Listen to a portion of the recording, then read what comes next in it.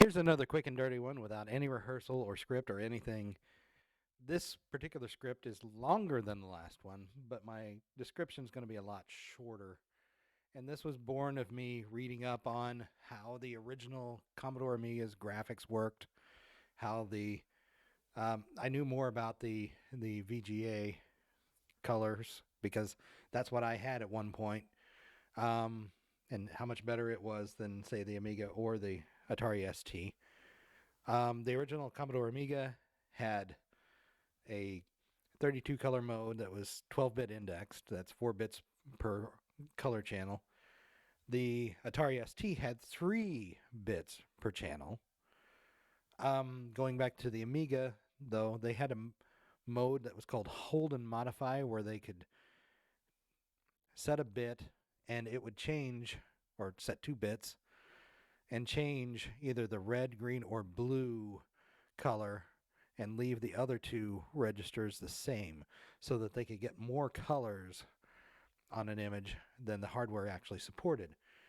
Somebody figured out on the Atari ST that they could change the colors per line using palette entries and could get more colors that way.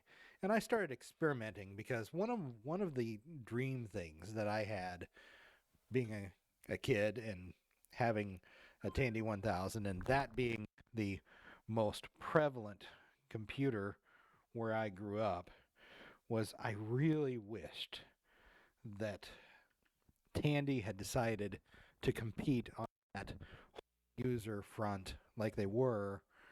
And instead of trying to compete on making it boot fast by putting DOS in ROM or by trying to get into music by putting a 3-channel DAC in the thing or just using the sound chips features to play sound samples in their deskmate music player, I really wished they had done something along the lines of, say, a 4-bit color or 4 bits per channel, 12-bit color.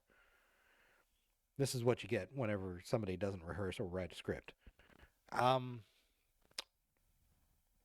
Whenever I started doing the math and started looking into it, the Tandy 1000 was one of the only computers at the time that just used system memory to instead of having dedicated memory to draw the screen. And so you might have a computer that has 160K and it's already using a small amount of RAM. And so to do something like, say, 8-bit color, you're going to need to take up twice as much RAM.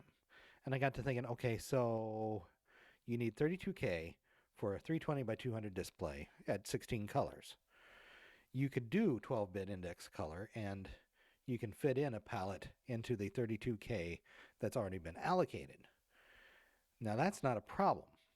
What if, though, you wanted something that was somewhere in between what the hackers on Atari ST were doing with modifying the palette and what was supported on hardware on the Amiga with the hold and modify?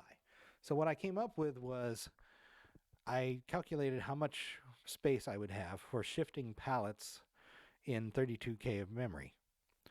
And I came up with a number and I decided, okay, so you can't change it every line, but you could change it every few lines. And so I had worked on that and it had some odd banding issues. So then I started doing a median cut where I was using colors from a much larger space than I was drawing.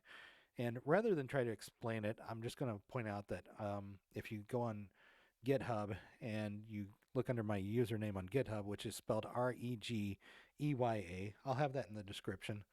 You can take a look at this. I'm using a median cut to take a 320 by 200 24-bit color image and turning it into 16 colors, but changing the palette every few lines. And I'm just going to go ahead and run it right now without much more comment.